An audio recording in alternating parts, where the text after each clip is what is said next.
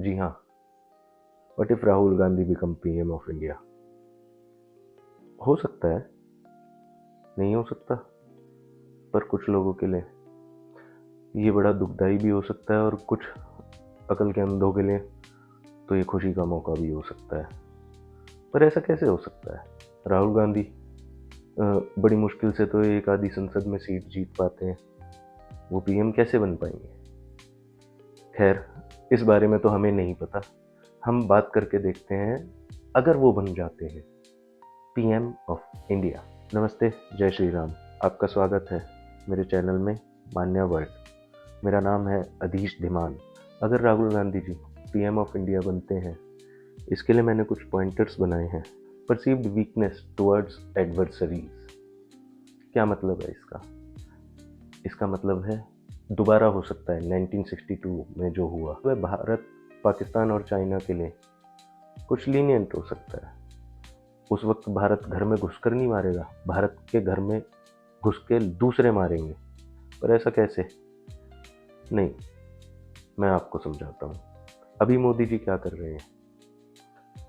जब गलवान हुआ था तो 1 लाख उधर चाइना के सैनिक थे, तो मोदी जी ने इधर भी भारत के 1 लाख सैनिक मिरर डिप्लॉय करके रखे थे। चाइना की हिम्मत नहीं हुई थी इस तरफ आने की।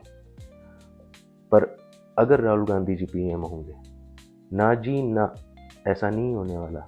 वो हाथ जोड़ेंगे और जो कि लद्दाख, उनके मंत्री भी कई बार कह चुके हैं, क्या रखा है जी लद्दाख में, वहाँ घास तो उगती भी नहीं है। Next, foreign influence.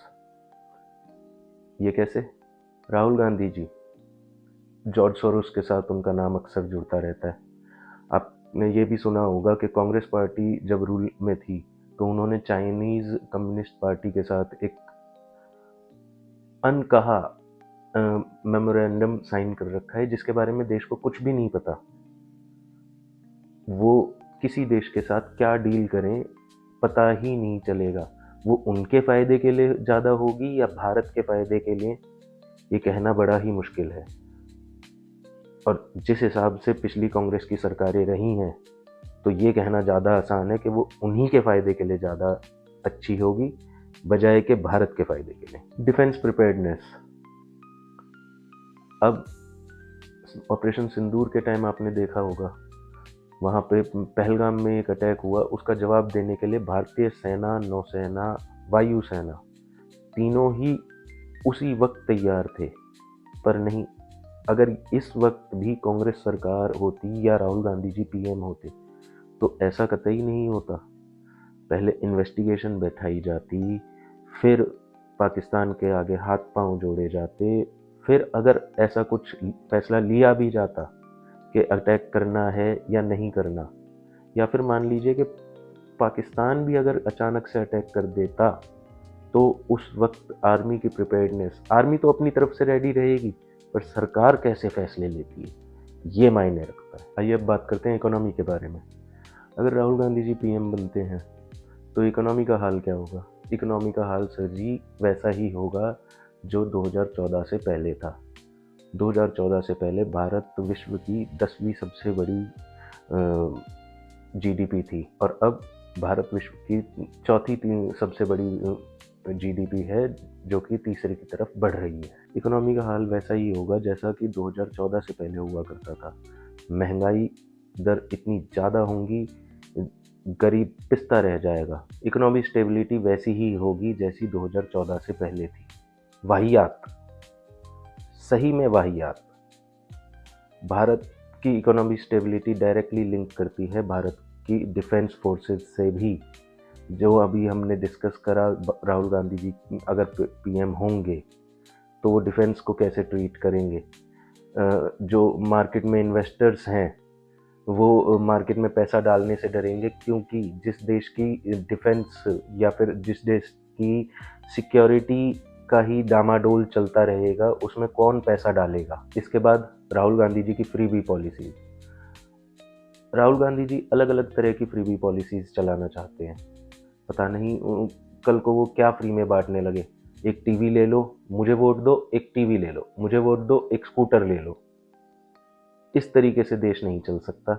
अगर फ्री भी पॉलिसीज देंगे वो पैसा हम ही से ही कहीं ना कहीं वसूला जाएगा, हायर टैक्स होंगे और उसका बेनिफिट हेल्थ सेक्टर में नहीं मिलेगा, किसी भी चीज़ का अदर बेनिफिट नहीं मिलेगा। टैक्स बढ़ते जाएंगे, वोट लेने के लिए फ्री भी पॉलिटिक्स खेली जाएगी। दूसरा पॉइंट, ये हो भी सकता है, नहीं भी हो सकता। राहुल गांधी जी तो कहते हैं कि ये होना चाहिए। क्या? Private sector reservation. जिस तरीके से गवर्नमेंट सेक्टर में रिजर्वेशन दी जाती है, राहुल गांधी जी चाहते हैं कि प्राइवेट सेक्टर में भी रिजर्वेशन दी जाए।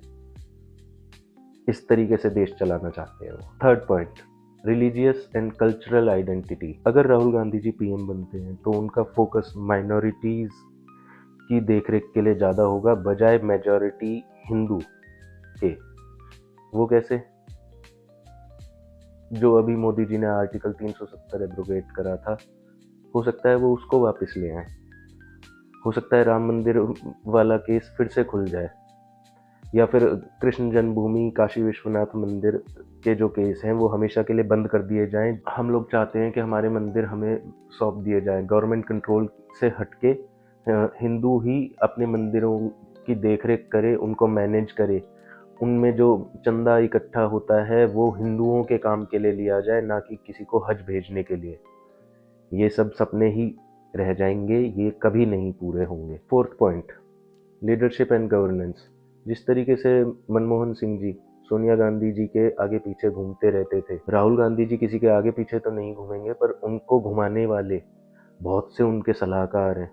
राहुल गांधी जी खुद कोई फैसला नहीं लेंगे, पर उनके लिए जो फैसले लेने वाले लोग हैं वो भी कुछ ज़्यादा ही समझदार हैं। ऐसा माना जाता है कि राहुल गांधी जी किसी और के मुकाबले, या फिर अमित शाह जी, नरेंद्र मोदी जी, इनके मुकाबले किसी भी तरीके के फैसले लेने में असक्षम है। Dynasty versus merit. आप परिवारवाद के हिसाब से पीएम बने, या फिर आप नीचे से बढ़ते बढ़ते बढ़ते आगे जाके पीएम बने, देश के लिए कुछ पहले करें फिर पीएम बने। डायनेस्टी पॉलिटिक्स तो चलती आ रही है।